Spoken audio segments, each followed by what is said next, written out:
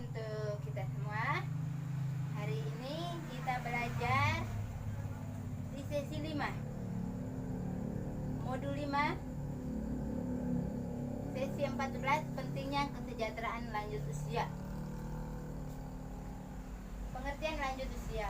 Menurut Organisasi Kesehatan Dunia atau WHO, batasan terhadap lanjut usia dalam 4 golongan yaitu usia pertengahan 45-59, lanjut usia 60-74 tahun, lanjut usia 75-90 tahun, lansia sangat usia.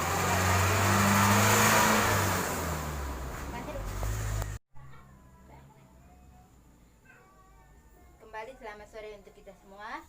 Hari ini kita belajar di modul 5 tentang sesi pentingnya kesejahteraan lanjut usia.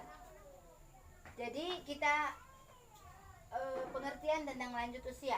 Lanjut usia menurut Organisasi Kesehatan Dunia atau WHO terdapat 4 golongan yaitu usia pertengahan 45-59 tahun, lanjut usia 60-74 tahun, lanjut usia tua 75-90 tahun, lansia sangat tua di atas 90 tahun.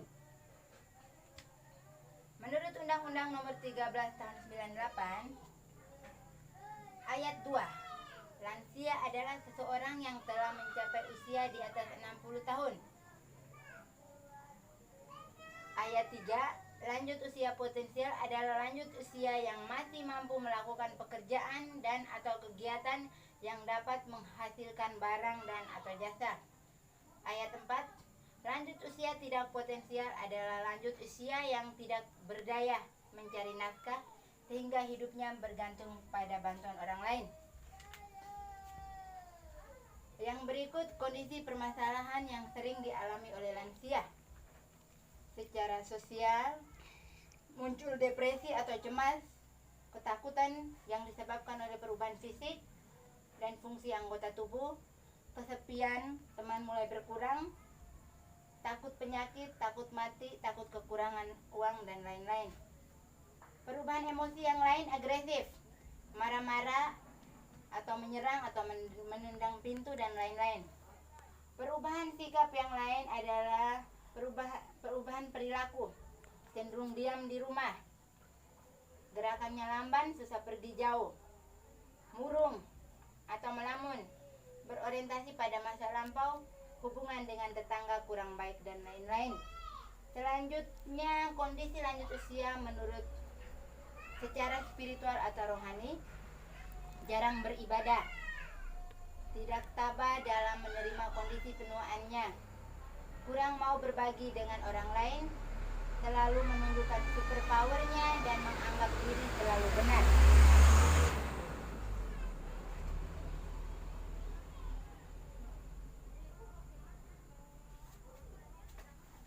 Ada beberapa perubahan fisik yang terjadi pada lansia. Perubahan suhu tubuh yang menyebabkan kulit kering atau keriput, gangguan gerakan akibat radang sendi atau tulang rapuh, gangguan panca indera, gangguan saluran kencing, gigi mulai goyah, muncul berbagai penyakit seperti kepikunan, stroke, darah tinggi, dan lain-lain.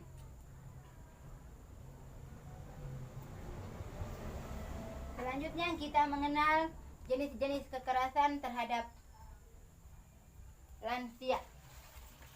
Ada berbagai macam kekerasan lansia. Kekerasan fisik, contoh kekerasan fisik mencubit, mendorong, memukul, dan lain-lain. Contoh kekerasan verbal, menyebut nama saja, menghina, mengancam, atau menakut-nakuti. Contoh kekerasan secara emosi, membiarkan lansia sendirian, membatasi bertemu teman, tidak peduli, mendiamkan, atau yang lain-lain.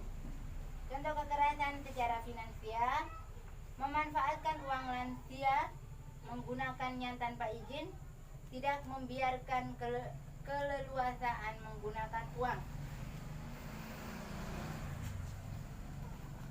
Dalam kehidupan lansia kadang kita mendapati lansia yang ditelantarkan. Ciri-ciri lansia yang ditelantarkan: membiarkan lansia tidak makan, membiarkan lansia sakit tidak diperiksa ke puskesmas atau dokter, membiarkan lansia kesepian, membiarkan lansia pergi sendirian sementara kondisinya sudah pikun, dan jenis penelantaran lansia yang lainnya.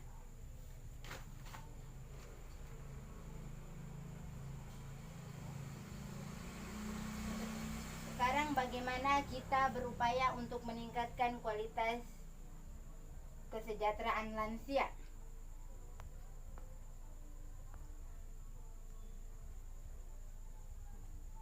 Dalam kehidupan bermasyarakat, yang perlu kita lakukan adalah kerjasama dengan puskesmas untuk menyediakan posyandu lansia, menginisiasi kegiatan seperti senam lansia, rekreasi, dan lain-lainnya, menggalang pertemuan lansia, mengajak lansia ikut hadir dalam kegiatan gotong royong, membantu penguatan keluarga yang menghadapi masalah lansia yang bermasalah.